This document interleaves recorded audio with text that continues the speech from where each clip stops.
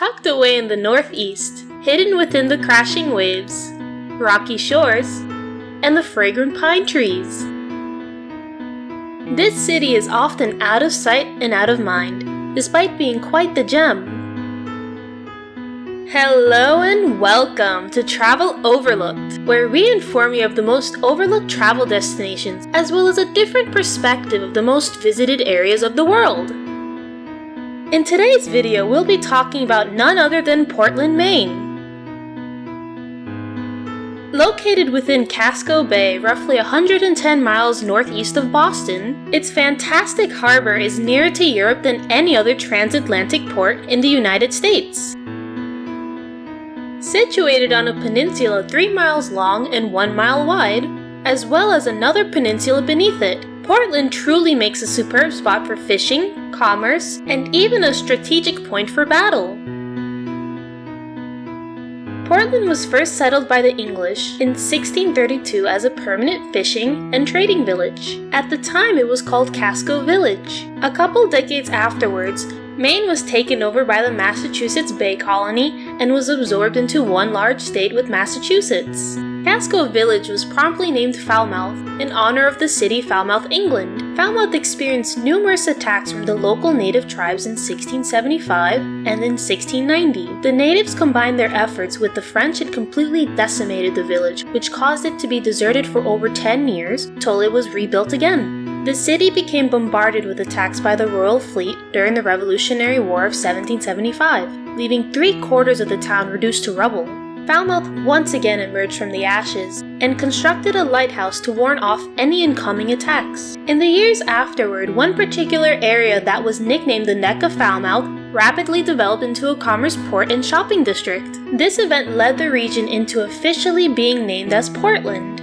Maine separated from Massachusetts and became its own state, thus promptly announcing Portland as their capital.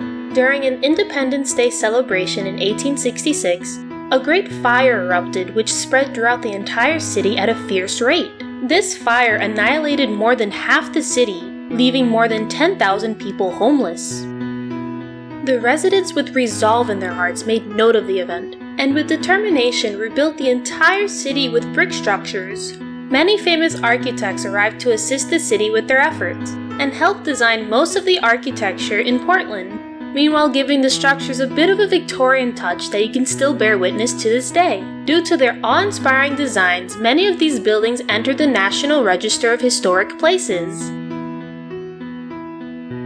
In recent years, Portland has experienced a building boom just like the past. Portland has become the home to many local eateries and small businesses, mostly due to the ever-growing Maine College of Art. The Maine College of Art has been the driving force for Portland since the mid-90s, bringing in students nationwide to this homely coast. Portland is home to some of the most refreshing attractions on the East Coast. You can do a large range of activities, from enjoying the crisp ocean breeze, climbing to the top of a lighthouse, experiencing vintage architecture, and enjoying the many local stores within downtown. Portland Headlight is by far one of the most famous and photographed lighthouses in all of America. This lighthouse is located between South Portland and Cape Elizabeth, on top of a head of land next to the entrance to the primary shipping channel to Portland. This lighthouse holds a ton of historic value for the US. Portland Headlight was built eagerly and so sturdily by its highly dedicated citizens that it's still standing proud to this day. In present time, the lighthouse is maintained by the US Coast Guard and has a dedicated museum right beside it. If you wish to view a homely piece of old world charm, then visit none other than Victoria Mansion. This masterpiece of 19th century architecture was actually intended to be the summer home of two people, Ruggles Sylvester Morse and his wife Olive. The couple was born and raised in Maine but operated luxury hotels in New Orleans. They loved Maine so much that they decided to build a grand summer home to visit each year. This mansion is now operated as a museum and exhibited as one of the finest specimens of Italian villa-styled mansions of America. If you wish to see how the locals travel about each island that surrounds Portland, then check out the Casco Bay Lines. The Casco Bay Lines is considered the lifeline for the inhabitants of each and every island. This mode of transportation is done entirely on large cruise-like ships that transport more than 1 million people each and every year. Although this is just a simple mode of transportation for the locals, but for us travelers, it showcases some of the most euphoric views of the oceanic landscapes. After exploring all the attractions that Portland has to offer, be sure to waltz on over to the downtown district. Downtown Portland features many pieces of art throughout the district, as well as many superb restaurants. But who can forget Maine's famous lobsters? Maine is home to some of the best lobsters in all of North America, as well as some of the freshest seafood in the Northeast. Maine is such a fanatic for lobsters that it's the only state in the US to serve lobster rolls in their McDonald's. High Roller Lobster is famous for the special way they make their iconic lobster rolls. They carefully toast and smother their locally sourced brioche buns with lobster-infused clarified butter. They then top the buns with lettuce, lobster, and their famous mayo sauces. They have many types of mayo flavors to top your rolls with, such as mayo-infused jalapenos, roasted red peppers, or even grilled pineapple. Their menu also consists of burgers that are considered to be the best in town, and much more. Looking for a nice sweet snack after those lobster rolls? Then check out the Holy Donut for a unique take on donuts.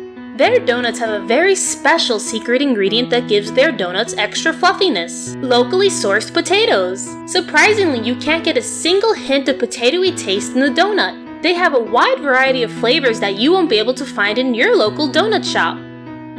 If you're looking for something truly unique to the Portland region, then look no further than Duck Fat. Duck Fat is famous for their hand-cut Belgian fries that are fried in duck fat, hence the peculiar name choice. They serve several sauces for your fries, which are truffle ketchup, horseradish mayo, curry mayo, and much more. They're also very famous for their poutine, paninis, and milkshake made with vanilla gelato and fresh vanilla beans. Portland has an abundance of mouth-watering food that it could seriously be considered a foodie's paradise. Portland is one of the most beautiful cities in the Northeast with its scenic beauty, lively attractions, and amazing food. It's often confused for a different Portland that's in Oregon, that is equally just as eye-catching as the one in Maine. Everyone deserves to know about the one in Maine, as well as all its outstanding features. Thank you so much for watching. And please support us by subscribing, liking, and commenting on how we can improve our videos for you all.